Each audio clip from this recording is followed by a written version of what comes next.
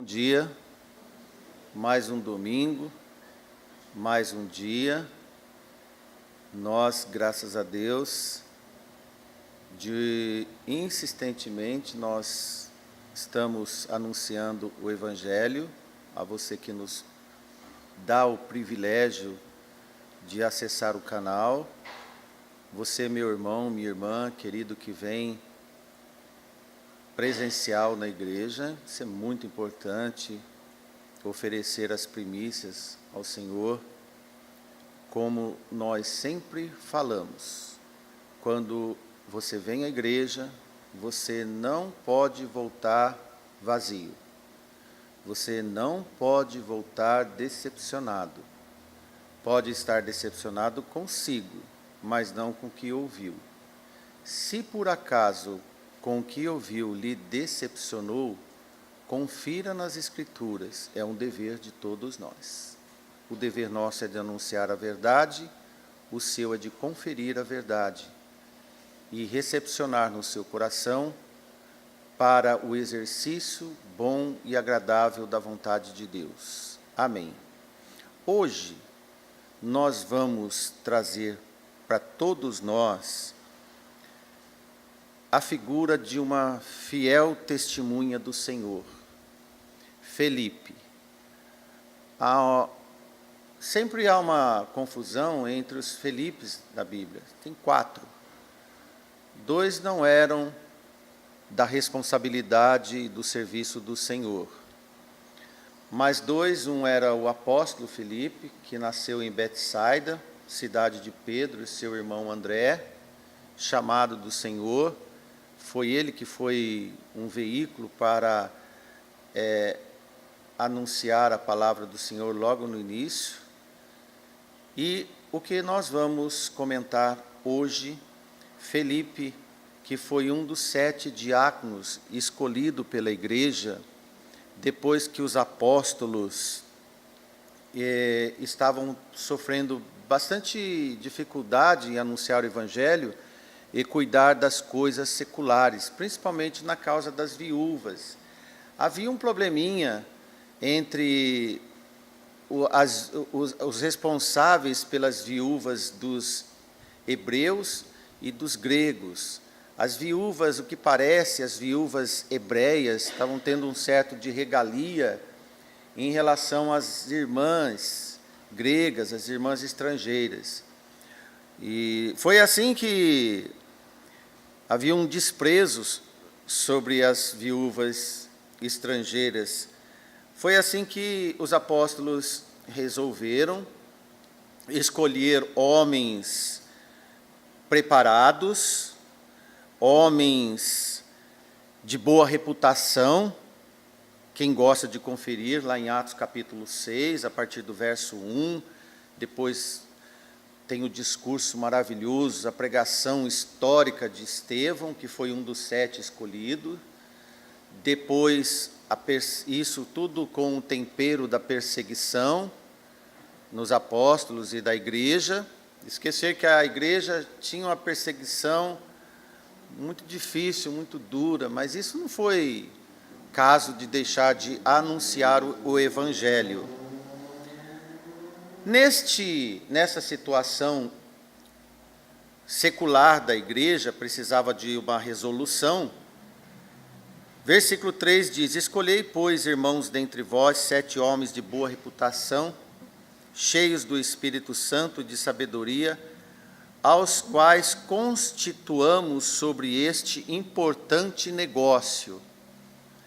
A igreja contemporânea nossa não pode esquecer que as causas das necessidades dos órfãos, das viúvas, dos atribulados, como diz Tiago, das necessidades de alimento, a necessidade de saúde dos membros da igreja, não pode deixar de lado, fazer vista grossa. A igreja tem a obrigação de cuidar dos seus necessitados. A igreja não pode depositar os seus necessitados, os seus desempregados no colo do governo. Isso é responsabilidade da igreja, e os apóstolos trataram isso sobre importante negócio. De tanto que os apóstolos iam cuidar das orações, do ministério da palavra. E no versículo 5 diz que este parecer contentou a todos e a multidão, e elegeram Estevão, um homem cheio de fé, no Espírito Santo, Felipe, Procópio, Nicanor, Timão, Parmenas, Nicolau e o prosélito de Antioquia. A palavra do Senhor crescia. De todo esse reajuntamento, essas decisões, contribuía para o crescimento do Evangelho, e crescia a palavra de Deus em Jerusalém, e multiplicava-se o número dos discípulos, e também os sacerdotes obedeciam à fé. Como nós passamos para você, devido à perseguição da igreja, e um dos liderandos, uns que lideravam a perseguição da igreja, era um homem chamado Saulo, da cidade de Tarso. Este homem assistiu o martírio de Estevão, que foi um desses 7 escolhidos. Filipe estava entre esses que se dispersaram depois. Eles fugiram de Jerusalém e foram para as regiões da Judéia e Samária. Só ficaram em Jerusalém os apóstolos. Um que se destacou muito em Samária foi Felipe. Este homem teve bastante impulso no Evangelho e poder do Espírito Santo. E naquela cidade onde eles estavam e onde Felipe estava, houve grande alegria e muitas pessoas foram batizadas. Versículo 12 do capítulo 8. Com esse alvoroço todo de conversões que se multiplicavam, isso chamou a atenção dos apóstolos. Então os apóstolos reuniram, enviaram Pedro e João para verificar como estava esse trabalho e por que ele se multiplicava tanto assim. Mais tarde, depois de todo esse burbúrio saudável, da efervescência da igreja e o crescimento da igreja, Felipe, por ordem de um anjo do Senhor, foi orientado a descer para o sul de Jerusalém, na estrada que desce para Gaza. E neste caminho, ele encontrou um homem chamado, no texto, do eunuco etíope. E então, Felipe orientou a respeito da fé. Isso já em Atos 8, a partir do verso 26. Nos poucos relatos sobre Felipe, podemos perceber o quanto ele trabalhou na pregação do Evangelho. Ele é pouco citado, mas foi muito acionado. O desempenho que ele efetuou junto com os outros diáconos é descrito como homem de boa reputação, sábio, repleto de Espírito Santo do Senhor, pronto e disposto para o trabalho. Quando nós observamos, na altura do capítulo 8, do versículo 26 e 40 de Atos, nós não vamos ler tudo pelo nosso tempo, mas esse é um exercício interessante de você acompanhar na sua casa. Quando este homem de Deus, diácono Felipe, foi chamado para ir a um lugar, a uma estrada, e lá no versículo 26 diz que Gaza que está deserta, preste atenção nessa palavra, deserta. Felipe levantou-se e foi. Depois, ele encontrou com esse superintendente dos tesouros de uma rainha. Este homem tinha ido a Jerusalém para fazer a adoração, embora estrangeiro. Quando ele voltava no caminho de regresso, ele estava no seu carro lendo o profeta Isaías. Interessante que ele tinha saído do templo para adoração e ele não abandonou o que ele ouvia lá no templo. no seu carro, no caminho de viagem, ele lia Isaías. Ele lia Isaías 53, 7 e 8. E foi assim que o Espírito impulsionou Filipe e disse: chega-te e ajunta-te esse carro. No versículo 30 diz que Filipe foi correndo. E ele ouviu o que este homem lia em voz audível. Isso aí, ele não lia em silêncio. Ele lia falando o que lia. Então assim, Filipe ouviu o endereço e o assunto que ele lia. E ele disse a Filipe: como eu vou entender se eu leio e não entendo? Quantas vezes, irmãos, nós não lemos alguma coisa e deixamos de entender? Alguns desanimam e deixam para lá. Mas ele lia sem entender. Isso é uma anotação interessante para você, meu irmão, minha irmã. Você pode ler e não entender, mas leia quantas vezes forem necessárias e consulte quantas vezes for necessário o assunto que você não entende. Não despreze o que você não entenda. Mas aí nós vemos que Filipe elucidou e mostrou que lá se lia sobre o nosso Senhor Jesus Cristo. Quando esse homem teve a compreensão da necessidade do arrependimento e do batismo, foi quando ele disse a Filipe: o que me impede de ser batizado? Foi assim, irmãos, ato pronto, imediato, consequente, conversão, batismo, mais um discípulo. Por isso que a igreja aflorava e crescia nos discípulos. Aqui é um caso de um discípulo etíope, mas diz que muitos discípulos eram feitos. Agora cai na imaginação nossa, quantos discípulos, Estevão, Filipe, os outros 7, os apóstolos, arrebanharam para o Senhor. Eles não tinham nenhuma teologia a respeito se era escolhido ou não. Onde tinha gente interessado, eles pregavam. É uma observação muito interessante para os cristãos, pregadores, irmãos do nosso tempo. Essa, irmãos, é uma das mais conhecidas passagens bíblicas que nós vemos no Novo Testamento. Hoje nós falamos do feitio e do resultado dela. Deus usou um homem preparado, um homem disposto, um homem com a candeia cheio de azeite, homem prudente. A atuação de Filipe proclamando o evangelho ao etíope é uma lição de como obedecer à ordem de comando de Deus, imediato e sem questionamento. Foi para onde ele foi chamado, para um deserto, sul de Jerusalém, caminho de Gaza.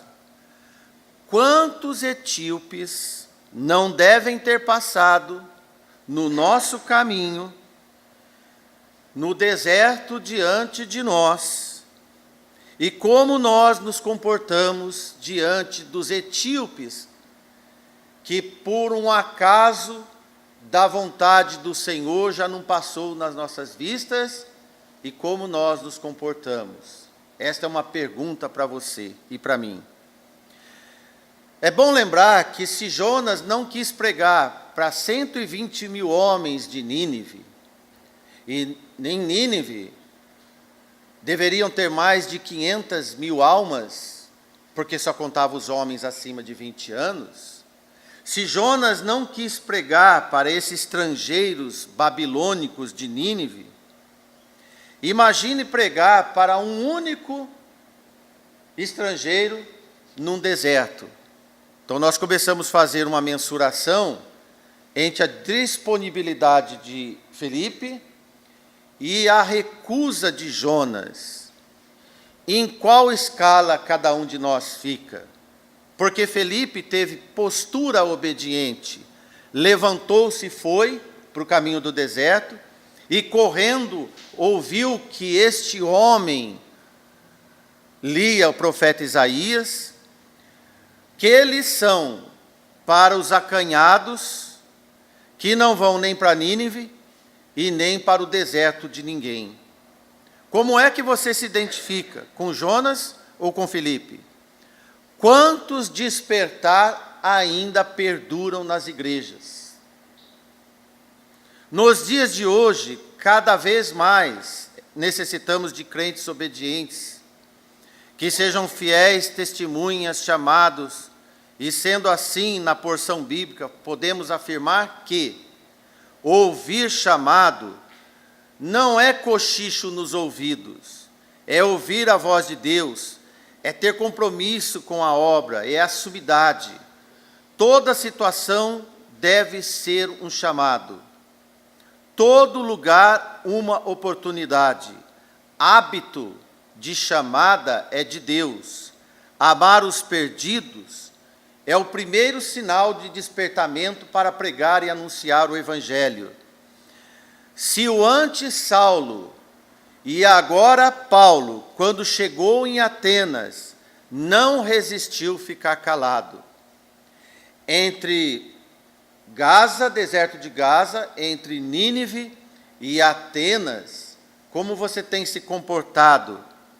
Em Atos 17, a partir do verso 16, nós vemos que enquanto Paulo esperava em Atenas os irmãos que iam para lá, seu espírito se comovia em si mesmo, vendo a cidade tão entregue à idolatria. De sorte que, isto é, então ele foi, que disputava na sinagoga dos judeus e religiosos, e todos os dias na praça com os que se apresentavam, com os etíopes que vinham ouvir o que ele dizia. Felipe foi de encontro com o etíope que lia. Paulo anunciou para que os etíopes de Atenas pudessem ouvir a sua palavra. Essa forma multiforme da graça de Deus de anunciar o Evangelho deve ser compreensível nas oportunidades que Deus deixa para cada um de nós.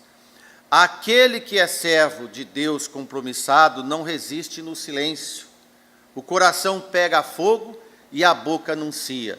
Se você está em Atenas, se você está em Nínive, ou se você está no caminho do deserto. Felipe, o evangelista, era um dos que Paulo convoca. Não durmamos, pois, como os demais, vigiemos e sejamos sóbrios, como nós vemos Paulo anunciar em 1 Tessalonicenses 5:6.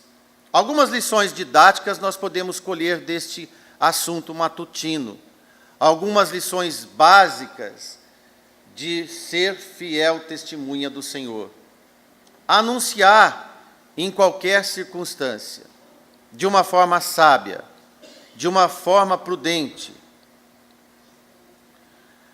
Atitude com sabedoria. Primeiro, demonstra interesse, demonstrar ouvir com atenção quem vem falar com você e ter conhecimento da realização da sua missão. Manejar bem a palavra do Senhor, conhecer as Sagradas Escrituras, saber o momento certo para utilizar. Você não vai sair gritando, falando com quem não se deve ou com quem não quer ouvir, mas você não pode perder a oportunidade de quem necessita de ouvir. Isto é sabedoria, e explicar com clareza aqueles que te procuram. Ser perfeito e apresentar Jesus, fazer ponte, fazer elo entre as Escrituras e os necessitados e objetivo das suas necessidades. Saber a mensagem central que vem de encontro com a necessidade de quem ouve. Saber que é fundamental anunciar a fé em Jesus. Amém? Realizar em qualquer tempo. Quando cumprimos essa missão sábia de testemunha, o resultado é grande alegria. Pode ver em Atos 6:8 que sempre havia alegria e contentamento. Este, sim, irmãos, é o verdadeiro sabor de vitória. A vitória nossa não é pessoal, a vitória é no próximo, é no amor a Deus. Quando cumprimos missão de testemunha, da missão que Deus nos dá, todo servo pode ser fiel testemunha e ter as alegrias no Senhor, contemplada na remissão dos pecados, daquele que você talvez nem preste atenção nele. A ordem de missão aos discípulos deve estar na pauta da igreja, na pauta ordem da igreja. Não existe igreja fiel se ela não for missionária. E disse-lhes: ide por todo o mundo e pregai o evangelho para toda criatura, disse o nosso Senhor em Marcos 16:15. Consciência de dever não é só de apóstolos, é da igreja apostólica de Cristo. Você, membro, não pode esconder atrás do banco e nunca anunciar o evangelho. Porque disse Paulo: a mim, o mínimo de todos os santos, me foi dada esta graça de anunciar entre os gentios, por meio do evangelho, as riquezas incompreensíveis de Cristo. Paulo se considerou o mínimo de todos os santos. E no mínimo de todos os santos, ele reservava a graça de pregar o evangelho. E a nós o que nos reserva? E a você o que reserva? Quem não anuncia, nada faz. Cuidar de só é egoísmo, é egocentrismo, é pensar só em si, é não entender e não amar o próximo. Porque se anuncio o evangelho, não tenho do que me gloriar, porque me é imposta esta obrigação, e ai de mim se não anunciar o evangelho, diz Paulo aos Coríntios, capítulo 9, versículo 16. E ele fazia de boa mente. Se faço isso de boa mente, terei prêmio, mas se de má vontade, uma dispensação me é confirmada. Amém, irmãos? Cabe isso a qualquer um de nós. Se os apóstolos, e se nos apóstolos, havia uma única vocação de anunciar durante o tempo que eles ainda podiam estar aqui entre nós, quem nos autorizou calar-se? Quem nos autorizou deixar de anunciar o evangelho e dar continuidade da pregação do evangelho? Esta é a incumbência da igreja, esta é a incumbência sua. E todos os dias, no templo e nas casas, não cessavam de anunciar e de ensinar a Jesus Cristo. Atos 5:42. Não há nenhuma autorização bíblica para amenizar a anunciação do evangelho. Não há nenhuma autorização bíblica para deixar de ir a Atenas e sentir a pobreza espiritual de Atenas. Pode ser que a sua Atenas é a cidade onde você vive. Pode ser que a sua Atenas é o lugar onde você vai fazer turismo e passear. Pode ser que Nínive é a cidade tão grande, tão pecaminosa, que você acha que não deve pregar lá, porque não tem mais jeito. Pode ser que o deserto em que você anda, quando você vê uma pessoa, pode ser que esta pessoa é a pessoa que Deus pôs no encontro com você para anunciar o evangelho. Faça essa reflexão, faça essa contaminação do evangelho saudável para anunciar as boas obras. Que Deus te abençoe. Um bom dia para todos nós. Amém.